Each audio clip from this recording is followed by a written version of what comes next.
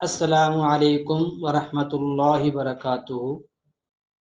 الفوز الکبیر فی اصول تفسیر کا یہ ہمارا 11واں سبق ہے۔ اس سبق میں ہم جس عنوانات پر گفتگو کریں گے وہ چند عنوانات کچھ یوں ہیں: عیسائیوں کی دلیل کا جواب، فارقلیط سے مراد کون ہے، فارقلیط کی وضاحت، منافقین کی وجہ تسمیہ، منافقین کی اقسام، نفاق عملی کی صورتیں، مومن اور منافق کے درمیان میں فرق، منافقین کا نمونہ اور قرآن کریم کا مقصد۔ چلیے اب ہم ان تمام صورتوں کا تفصیل کے ساتھ جائزہ لیتے ہیں اور دیکھتے ہیں کہ حضرت شاہ صاحب رحمۃ اللہ علیہ نے ان تمام عنوانات کے اوپر کیا گفتگو فرمائی ہے۔ ویڈیو آخر تک دیکھیں اور ویڈیو اچھی لگے لائک کریں، شیئر کریں، سبسکرائب کریں۔ کوئی سوال کرنا ہو تو کمنٹس میں سوال ضرور کریں اور ویڈیو کے بارے میں اپنی رائے ضرور دیں تاکہ اگر ویڈیو میں کچھ کمی ہو تو میں آپ حضرات کے مطابق اس ویڈیو میں بہتری لائی جا سکے۔ چلیے آج کا سبق شروع کرتے ہیں۔ عیسائیوں کی ایک اور دلیل کا جواب۔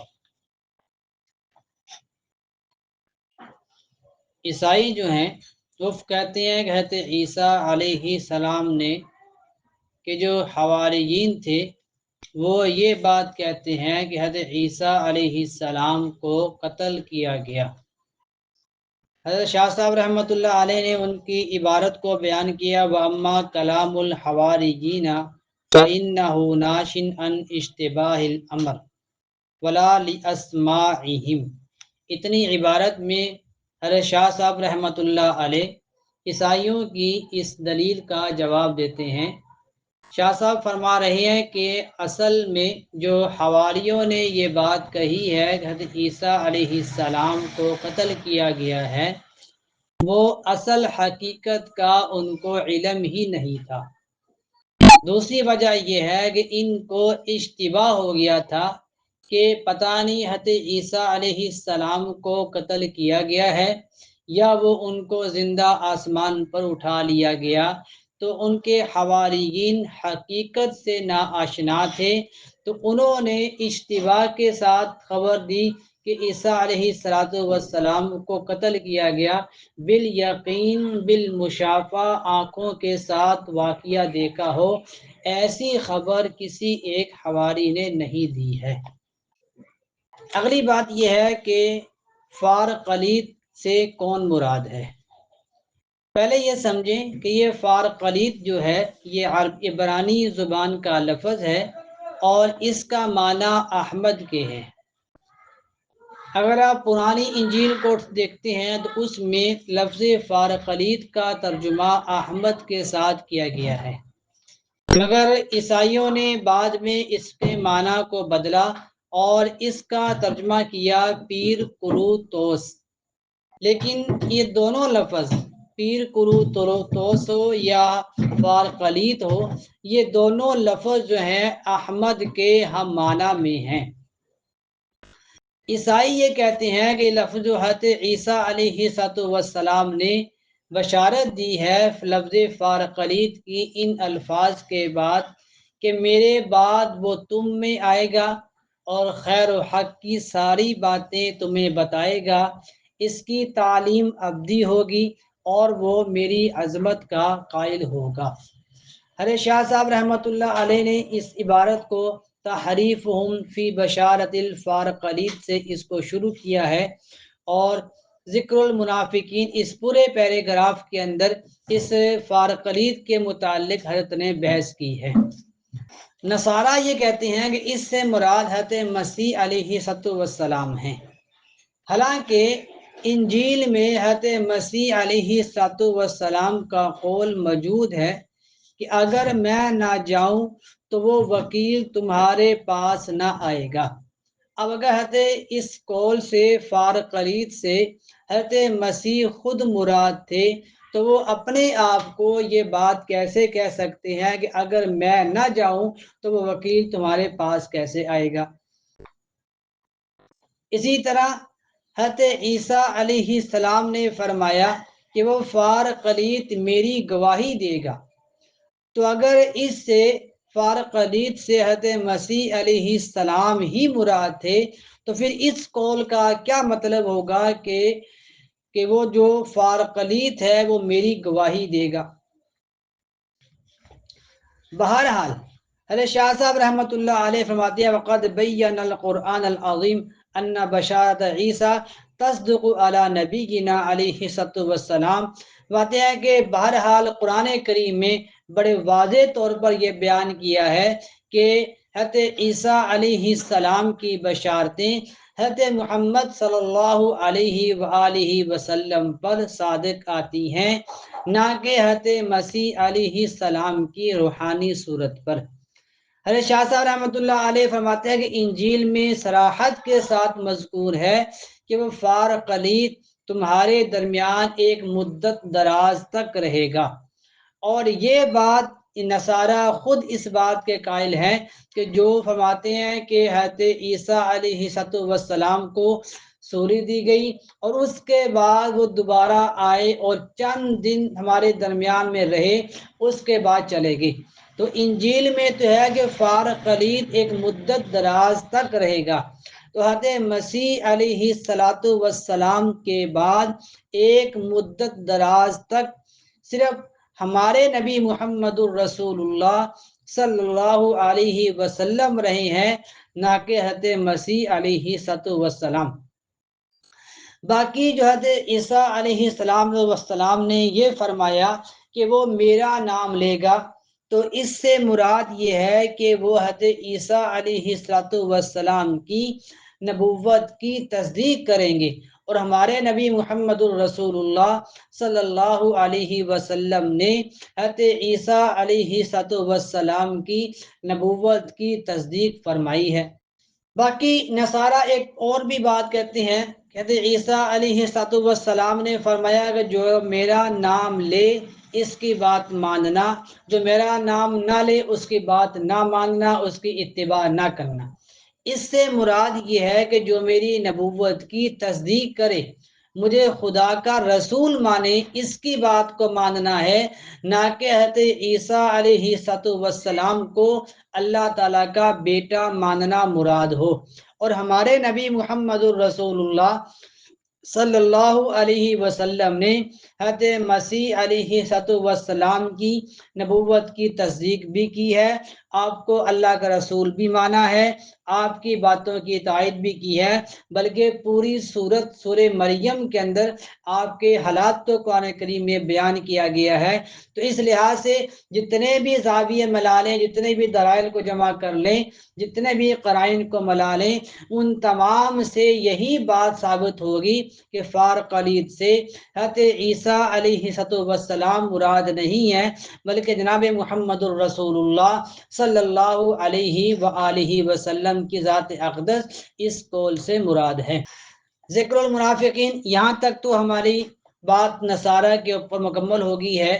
آگے منافقین کا ذکر بیان کر رہے ہیں، تو فرمایا کہ منافقین کا لغوی معنی، منافقین کو منافقین کیوں کہتے ہیں، اس کے بارے میں قرآن کریم کی آیت ہے یخادعون اللہ والذین آمنوا وما یخدعون الا انفسهم وما یشعرون۔ منافقین کے بارے میں قرآن کریم اعلان کرتا ہے کہ وہ اللہ تعالیٰ کو اور ایمان والوں کو دھوکہ دیتے ہیں۔ وما یخدعون الا انفسهم، حالانکہ وہ اپنے آپ کو دھوکہ دیتے ہیں، وما یشعرون، لیکن وہ اس بات کو جانتے نہیں ہیں۔ لہذا منافق کا لغوی معنی کیا ہوا؟ دھوکہ دینے والا۔ منافقین کی دو قسمیں ہیں، اما المنافقون فکانوا علی قسمین۔ اس عبارت میں شاہ صاحب رحمۃ اللہ علیہ نے منافقین کی دو قسمیں بیان کری ہیں، ایک ہے منافق اعتقادی اور ایک ہے منافق عملی۔ منافق اعتقادی کو شاہ صاحب رحمۃ اللہ علیہ فرماتے ہیں طائفتم منہم یقولون بألسنتہم لا الہ الا اللہ محمد الرسول اللہ وقلوبہم مطمئنۃ بالکفر۔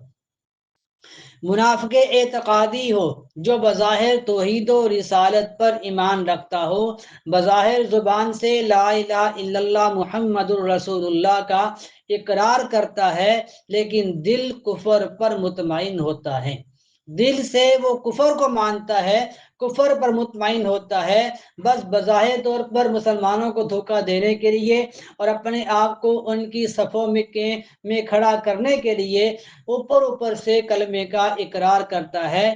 ایسا منافق جو اوپر اوپر سے اقرار کرے اور اس کا دل کفر پر مطمئن ہو، ایسے منافق کا علم صرف وحی سے ہو سکتا ہے، اس کے علاوہ اس کی کوئی اور علامت نہیں ہے۔ ایسے منافق کے بارے میں قرآن کریم ارشاد فرماتا ہے ان المنافقین فی الدرک الاسفل من النار، منافقین جو ہے وہ جہنم کے سب سے نچلے طبقے میں ہوں۔ منافق عملی کی کوئی پختہ تعریف نہیں ہے۔ حضرت شاہ صاحب رحمۃ اللہ علیہ نے بیان کیا وطائفۃ دخلوا فی الاسلام مع ضعف فیہ، تو لہذا بعض حضرات نے یہ تعریف کی ہے کہ زبان مسلمان ہونے کا دعویٰ کرتے تھے، مگر ان کے دلوں میں ایمان راسخ نہیں تھا۔ ایمان تھا دلوں میں، لیکن ایمان مضبوط نہیں تھا، ایمان پختہ نہیں تھا، صرف زبان سے لا الہ الا اللہ محمد الرسول اللہ کہہ رہے ہیں، لیکن دل جو ہے وہ مطمئن نہیں ہے، تو ایسوں کو منافق عملی کہا جاتا ہے۔ نفاق عملی کی مختلف صورتیں شاہ صاحب رحمۃ اللہ علیہ نے اپنی کتاب میں بیان کی ہیں۔ بعض لوگ کفر و ایمان میں قوم کی پیروی کرتے ہیں، تو اگر قوم جاہل ہے تو جہالت میں ان کا ساتھ دیں گے، قوم کے اندر کوئی بدعات شامل شروع ہو گئی ہیں، اب جانتے بھی ہیں کہ یہ بدعت ہے، یہ بری چیز ہے، اس کو نہیں کرنا چاہیے، لیکن قوم کی پیروی میں جیسے وہ کرتے ہیں ویسے ویسے یہ لوگ بھی کرتے رہتے ہیں، تو یہ منافق عملی کی ایک صورت ہے۔ بعض لوگ دنیا کی لذتوں کی پیروی کرتے ہیں اور وہ ایمان کے تقاضے پورے کرنے کی طرف مائل نہیں ہوتے، دنیا کے پیچھے لگے رہتے ہیں، ایمانی اعمال کی، ایمان کے تقاضے، ایمان کی ضرورت کو پورا کرنے کی طرف ان کا دھیان بالکل نہیں ہوتا۔ بعض لوگوں کے دلوں میں حسد، کینہ ایسے طور پر جم جاتا ہے کہ وہ دعا و مناجات کی طرف آتے ہی نہیں، ہر طرف وقت حسد میں، ہر طرف کینہ، جلنا، لوگوں کا بغض دل میں لے کے رکھنا، اور کبھی اللہ تعالیٰ کا ذکر نہ کرنا، کبھی اللہ سے دعا نہ کرنا، کبھی اللہ سے مناجات نہ کرنا، تو یہ بھی منافق عملی کی ایک صورت ہے۔ بعض لوگ دنیاوی کاموں میں پھنسے رہتے ہیں، آخرت کی ان کو فکر نہیں ہوتی۔ بعض لوگوں کے دلوں میں اللہ تعالیٰ کے معاملے، رسول اللہ صلی اللہ علیہ وآلہ وسلم کے معاملے میں، کسی دینی امر کے معاملے میں بیہودہ خیالات اور شکوک و شبہات کھٹکتے رہتے ہیں۔ یہاں پر یہ بات یاد رکھیے، ایک ہے کہ دل میں شک کا پیدا ہو جانا، دل میں شکوک و شبہات کا پیدا ہو جانا، اور ایک ہے ان شکوک و شبہات کے پیچھے چلنا۔ تو انسان کے دل میں شکوک و شبہات تو پیدا ہوتے رہتے ہیں۔ حدیث مبارکہ میں آتا ہے صحابہ کرام رضی اللہ تعالی عنہم اجمعین نے عرض کیا یا رسول اللہ، ہمارے دلوں میں ایسے ایسے خیالات آتے ہیں کہ ہم ان کو اپنی زبان پر لانا ہمارے لیے بہت ہی وزنی معلوم ہوتا ہے۔ تو اللہ کے نبی نے فرمایا ذاک صریح الایمان، یہ تو عین ایمان ہے۔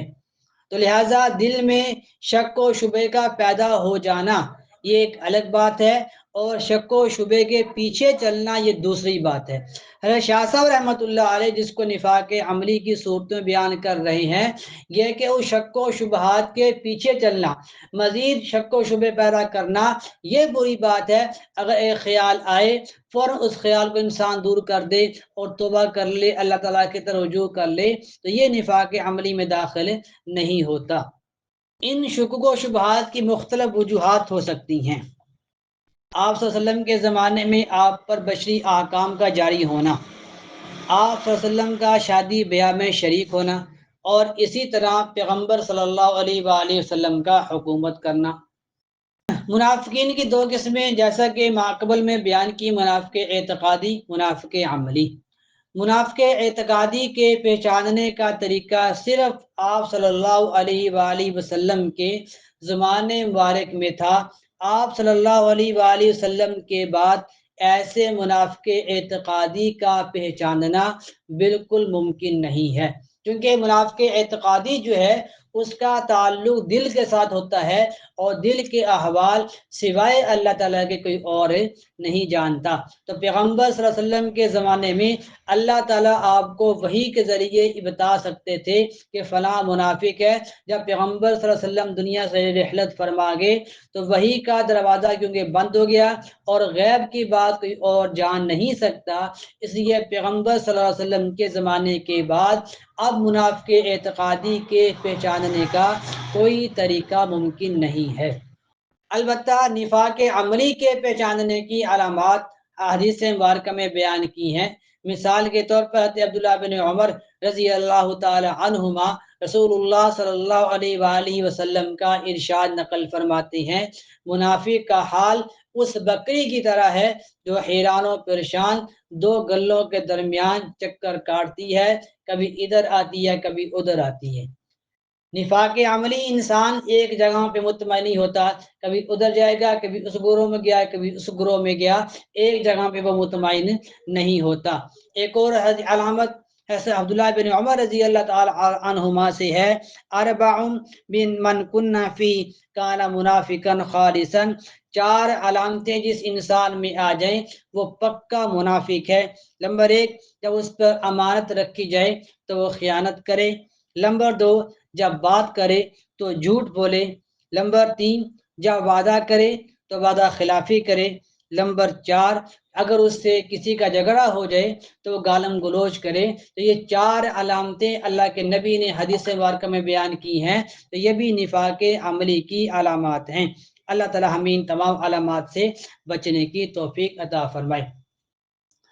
خلاصہ کلام یہ ہے، نفاق کا تعلق دل کے ساتھ ہے، البتہ نفاق عملی کا علامات سے اس کو پہچانا جا سکتا ہے، اور نفاق اعتقادی کا علم سوائے اللہ تعالیٰ کے کسی اور کے پاس نہیں ہے۔ اگلی بات یہ ہے منافق عملی اور فسق میں فرق۔ دیکھیں، مومن جو ہے اس سے گناہ ہوتے ہیں، منافق عملی بھی گناہ کرتا ہے، لیکن مومن کامل اگر اس سے خلاف شرع کام ہوتا ہے تو اس کا دل ملامت کرتا ہے، وہ توبہ کر لیتا ہے اور اس کو توبہ کے بغیر چین نہیں آتا۔ جیسا کہتے ہیں معاذ اسلمی رضی اللہ تعالیٰ عنہ کا واقعہ مشہور ہے کہ آپ سے گناہ ہوا تو جب تک آپ گناہ سے پاک نہیں ہو گئے تو آپ کو چین نہیں آیا۔ تو یہ مومن کی علامت ہوتی ہے، لیکن منافق جو ہے خلاف شرع کام کر کے خوش ہوتا ہے اور اس کا دل میں ملامت بھی نہیں آتی۔ اس لیے فسق ظاہری کا مرتکب اللہ اور رسول سے محبت رکھتا ہے، جبکہ نفاق میں مبتلا شخص محبت نہیں رکھتا اور نہ اس کا ایمان و یقین پختہ ہوتا ہے۔ آج آپ بہت سارے لوگ دیکھتے ہیں کہ اللہ کے ان کے ظاہری طور پر آپ کو فاسق گناہ میں مبتلا نظر آئیں گے، لیکن جیسے ہی ان کے سامنے اللہ کے نبی محمد الرسول اللہ صلی اللہ علیہ وآلہ وسلم کا نام لیا جائے تو ان کے دل میں اللہ کے نبی کی محبت پیدا ہوتی ہے، محبت میں جھوم اٹھتے ہیں، اللہ کے نبی کے نام کو ادب سے لیتے ہیں۔ تو لہذا منافق آدمی گناہ بھی کرے گا اور اس کے دل میں اللہ کے نبی کی محبت بھی نہیں ہوتی۔ مومن اگرچہ فاسق ہو، فاجر ہو، گناہ گار ہو، لیکن اس کے دل میں اللہ کے نبی کی محبت ضرور ہوتی ہے۔ ایک اور ہے مومن اور منافق کے درمیان میں فرق۔ مومن اور منافق میں ویسے تو بہت فرق ہے، احادیث میں بھی اس کی بہت علامات بیان کی گئی ہیں۔ حضرت شاہ صاحب رحمۃ اللہ علیہ نے ایک فرق بیان کیا کہ مومن ہمیشہ اپنے گھوڑے کی فکر کرتا ہے، اس کو تیار رکھتا ہے، جب بھی جہاد کے لیے بلاوا آئے وہ چل پڑتا ہے۔ مطلب یہ ہے کہ جب بھی دینی تقاضا آئے گا وہ فوراً دین پر عمل کرے گا، فوراً دینی تقاضے کو پورا کرے گا۔ لیکن منافق کو ہمیشہ اپنی دنیا کی فکر رہتی ہے، مال جمع کرنے کی فکر رہتی ہے، اس کو آخرت کی کوئی فکر نہیں ہوتی۔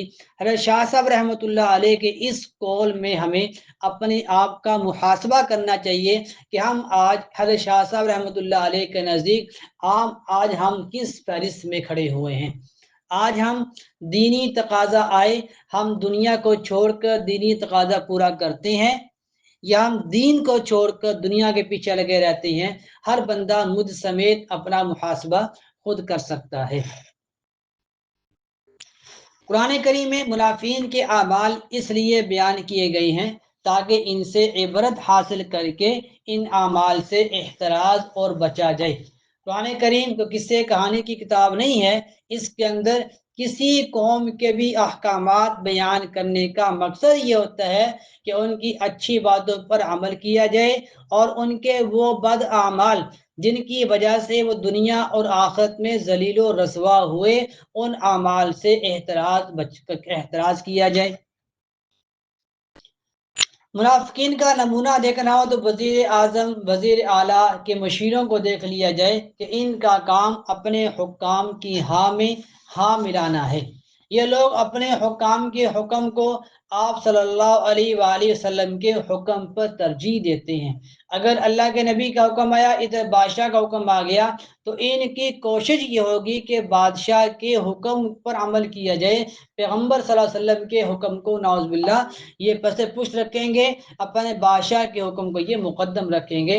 اسی طرح روشن خیال دانشور وہ افراد جن کے دلوں میں اسلام اور تعلیمات اسلام کے متعلق شبہات پنپتے رہتی ہیں، اور اسلام پر اعتراض کرنا ہی ان لوگوں کا شیوا اور منشور ہے۔ اسلام کو بدنام کرنا، اسلامی احکامات پر کیچڑ اچھالنا جن لوگوں کا منشور ہے، یہ لوگ بھی دور حاضر میں منافقین کا نمونہ ہے۔ قرآن کریم کا مقصد ان چار گمراہ فرقوں کو بیان نہیں کرنا۔